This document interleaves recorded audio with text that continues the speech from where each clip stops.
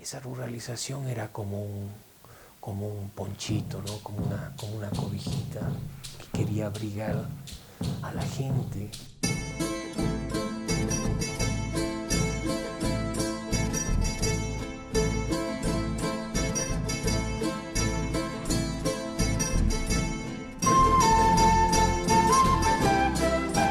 Claro, en ese entonces no se podía concebir que una parroquia urbana se transforme en rural.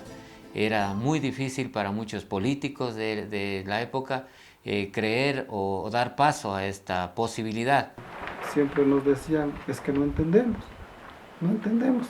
Siempre lo rural tiende a ser urbano y ustedes de urbanos quieren ser rurales. ¿Cómo es eso?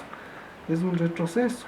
O sea, desde la propia autoridad política y la burocracia nunca entendían, ¿no? Entonces, esos fueron los impases que hicieron largo el proceso. En esto creo que fuimos audaces, pues, como dirigentes. El plantearnos ser una parroquia rural, ¿no? Cuando eso constituía realmente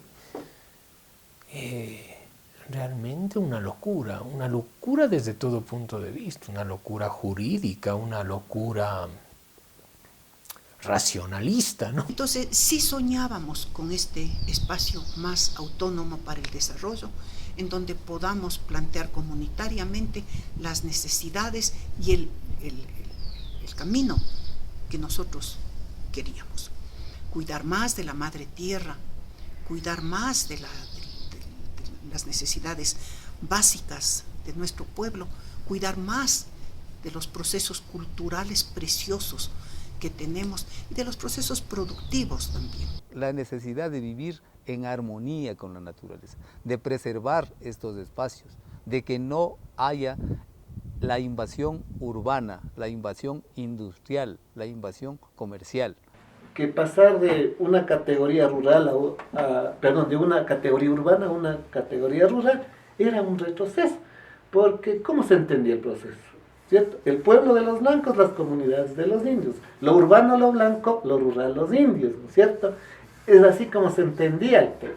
Se planteaban el que ser rural era un retroceso, ¿no? Étnicamente, o sea, no sé, ser más indio tal vez, o ser más cholo.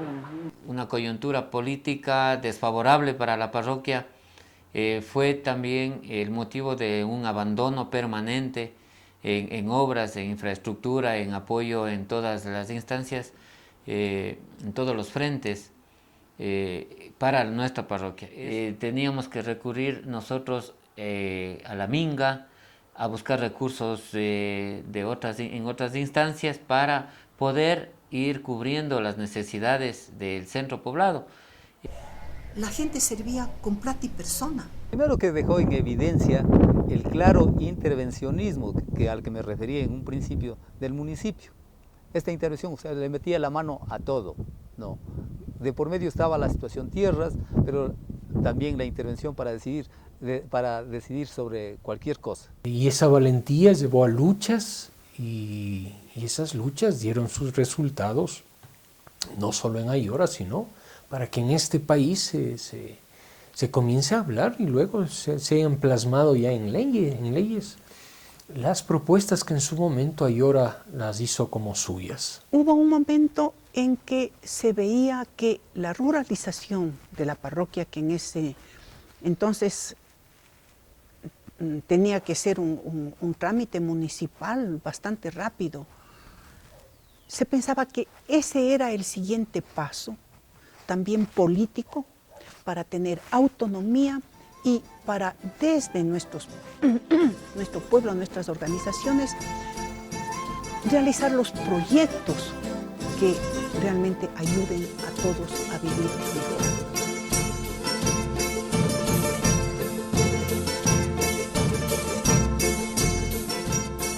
Cosas muy innovadoras se habían hecho en la parroquia, pero sentíamos que carecíamos de legitimidad jurídica y política. Es decir, algo tenía que darle legitimidad a las cosas que habíamos hecho.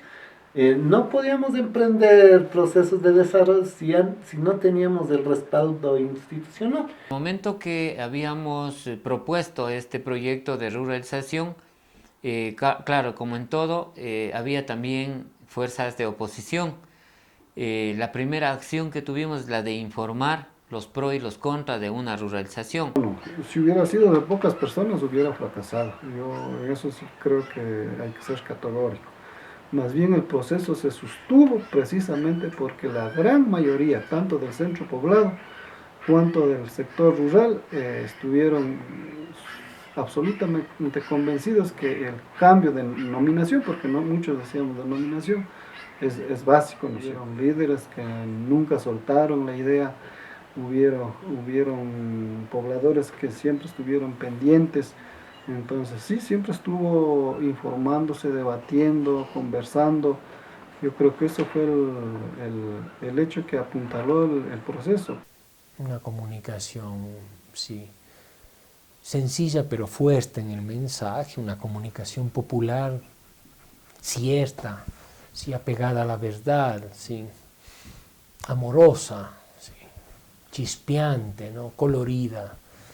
Muy rico las experiencias de educación popular que manejamos en su momento. Una esperanza de crecimiento para el pueblo. Por eso es que el proceso duró mucho tiempo y tuvo resistencia, ¿no? Porque un proceso tan largo era para desanimar a cualquiera. Sin embargo, la gente estuvo ahí, ¿no? Cambiamos de nombres, cambiamos de personas, pero otras personas retomaron la idea hasta cuando se consiguió, ¿no?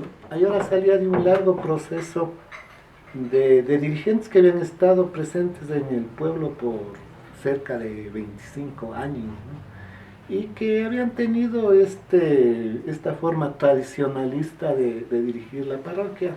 Hasta cierto punto nosotros decíamos estos cacicazgos pequeños que se iban creando en los pueblos, en donde no permitían un desarrollo democrático ni el pensamiento de la mayoría del pueblo. No entraba esta idea de la integralidad del centro parroquial urbano con las comunidades. Nosotros entonces empezamos a darle forma y a hacer entender que el espacio territorial de la parroquia comprende todos los que decían nuestros límites y que era necesario una integración. Era una camada de dirigentes que teníamos bases en desarrollo, ¿eh? Es decir, que queríamos dar un rostro humano a ese desarrollo proclamado y leído y estudiado. Queríamos darle nuestras características en Ayora. Gerencia desde diferentes realidades nacionales, ¿no? Y a lo mejor, yo que sé, latinoamericanas y otros ámbitos universales, ¿no es cierto? Porque simple y llanamente lo que hemos dicho, ¿no? La industrialización, el urbanismo, el mercado no es toda la vida del ser humano, hay mucho más allá. Hay ciudades en el mundo que viven justamente esta pesadilla del desarrollo, entre comillas, ¿no es cierto? Entonces, la propuesta de acá, yo digo, fue oportuna, fue bienvenida y que debe seguir siendo trabajada y tiene que seguirse socializando y tiene que seguirse caminando. De que tenemos que sembrar, de que tenemos que hacer arte, de que los niños tienen que crecer mejor, con afecto, ¿sí? De que el dirigente no tiene que ir a ser un pillo, de que la honestidad tiene que imponerse, de que el respeto tiene que ser pan de cada día. La parroquia tiene una propuesta alternativa, y alternativa no solamente frente a estos procesos de vida más digna dadas desde los estados, sino también procesos que engloban más a toda la ciudadanía. Son los espacios públicos los que tienen que ser potenciados, ¿sí? Para al menos estrechar la brecha entre el que tiene mucho y entre el que no tiene nada. Mucha gente que empezamos a liderar esta idea del proceso de regularización también íbamos vinculando de que el desarrollo de la parroquia tiene que tomar en cuenta esos aspectos, o sea, no exclusivamente pensando en lo monetario, sino también en conservar el entorno, conservar en sí mismo la vida. Mediante las leyes vigentes sí nos permiten demostrar que sí fue positivo, que sí fue una oportunidad para la parroquia. Hablar de desarrollo significa hablar de un desarrollo integral de las personas, ¿no? Implica aspectos de infraestructura, pero también aspectos económicos, aspectos de espiritualidad, de fomentar la identidad.